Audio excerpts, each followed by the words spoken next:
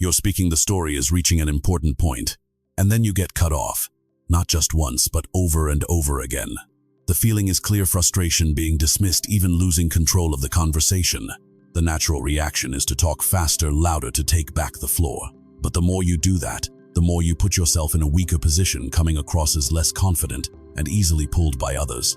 The truth is, people who constantly interrupt you aren't stronger than you. They're just lacking control. And if you react emotionally, you're unintentionally lowering yourself to that same level. There's a completely different way. No need to argue, no need to get aggressive, yet it still makes others stop and listen to you. If you want to take control of the conversation while staying calm, stick until the end and hit like or follow so you don't miss truly effective communication skills. Now let's begin with how calm people handle being interrupted. 1. Understand the nature of being interrupted. To handle interruptions effectively, you need to see the situation clearly. Not the person who talks more wins, but the one who can control their own state. In a conversation, there are usually two types of people. The first is the interrupter. They're not as confident as you might think. In fact, they fear silence. When the conversation slows down, they feel a loss of control, so they jump in to fill the gap and assert themselves. For example, in a meeting, when you're presenting an idea, they cut you off. Not because your idea is wrong, but because they can't stand not being the center of attention. The second type is the calm person. They don't rush to react. They understand that power doesn't come from talking more, but from maintaining inner stability. When interrupted, they don't compete. They pause intentionally. This isn't weakness, it's a strategic trap. Imagine a spotlight on a stage. When you're speaking, the light is on you. When someone interrupts, they try to grab that spotlight. If you fight for it, both of you create chaos. But if you immediately go silent, you hand them the spotlight before they're ready. They become awkward, ramble, or reveal their lack of composure. The key point is this: pausing is not losing. Pausing is control. Simple steps to apply. When interrupted, stop immediately. Maintain calm, eye contact.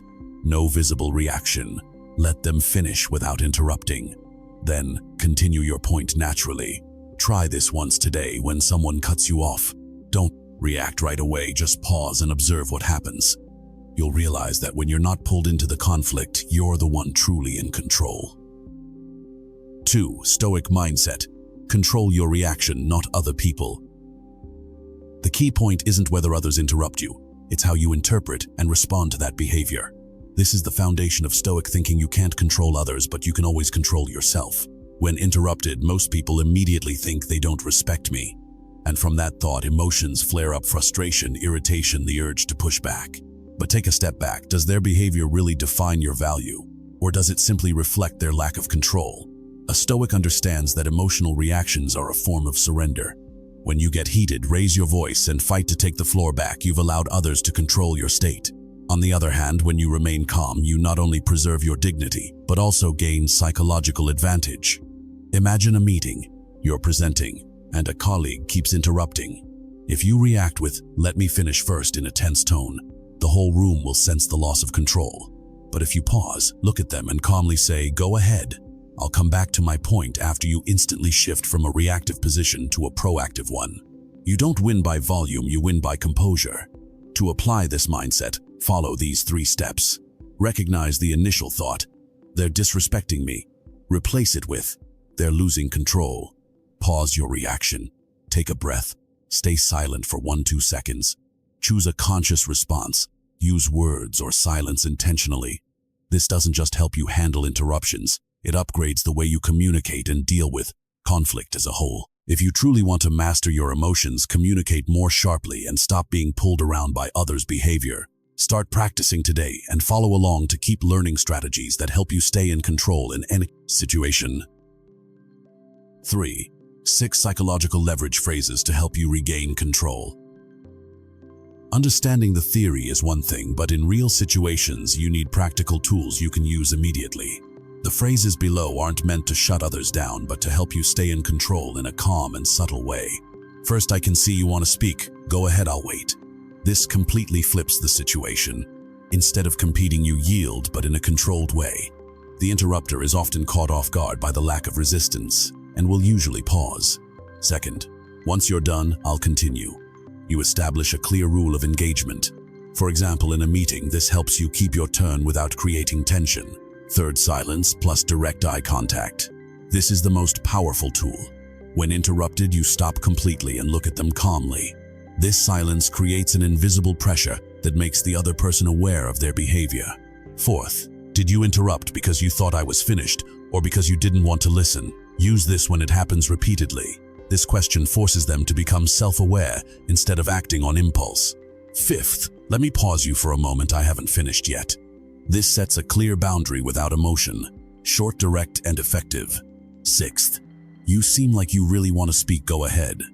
You intentionally give them the floor, while at the same time reducing their urge to interrupt. What matters isn't just what you say, but how you say it.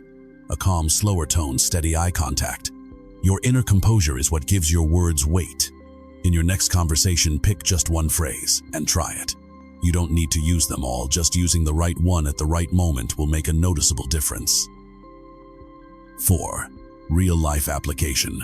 Stay in control in any conversation. Understanding and knowing what to say isn't enough. The key is whether you can apply it in the moment. Because when you're interrupted, your natural instinct is to react immediately. Without practice, it's easy to fall back into old habits, cutting in, speaking faster, or showing frustration. That's why the key is training a new response. Imagine a familiar situation. You're presenting an idea in a meeting, and a colleague interrupts you. In that moment, your body heats up, your heart races, your mind wants to push back. This is the critical point. Instead of reacting, you take 3 steps. Recognize the emotion, I'm being triggered. Pause for 1-2 seconds, say nothing immediately. Choose a conscious response. Stay silent, or use a suitable phrase. That short pause makes all the difference. It shifts you from reacting to leading. For example, if they interrupt briefly, you can stay silent and continue afterward. If they speak at length, you say, "Once you're done, I'll continue." If it happens repeatedly, you set a clear boundary. More importantly, when you don't fight for the mic, you build a very different image. Someone who speaks less but carries weight. In any group, that kind of person is always listened to more. Remember, people who try to talk more to get attention, while calm people make others pay attention. Starting today, choose one communication situation, a meeting, a conversation with friends or family, and intentionally apply a 1-2 second pause before reacting. Repeat this a few times, and you'll begin to feel a real sense of control. It's not the person who talks more who gets heard, and it's not the one who grabs the floor who earns respect. What truly gives weight in communication isn't volume. It's the internal state you bring into the conversation. As long as you feel the need to react instantly, to respond immediately, you're still playing in someone else's game. But the moment you pause, control the pace, and choose when to speak and when to stay silent, you step into a different level. It's no longer just communication. It's about owning the space and energy of the conversation. People who interrupt will always exist. The world is full of those who are impatient, rushed, and try to control everything through words. But you don't need to change them. You only need to upgrade how you respond. When you're no longer triggered, no longer pulled into meaningless power struggles, you become the calm point in the chaos. And that stillness is what makes others pay attention. Remember, silence is not weakness. Silence at the right moment is power. Speaking less is not a disadvantage. Speaking with weight is authority. But none of this matters if you only read and understand it. Change only happens when you start applying it right in your next conversation. From today on, every time you're interrupted, set one rule: don't react immediately. Pause, observe, then choose a conscious response. Do this enough times, and you won't just control your words, you'll control yourself. If you want to keep building calmness, sharpen your communication, and become someone with real influence, follow and engage now. Don't just watch, practice. Because in the end, the one who masters their words is the one who masters the game.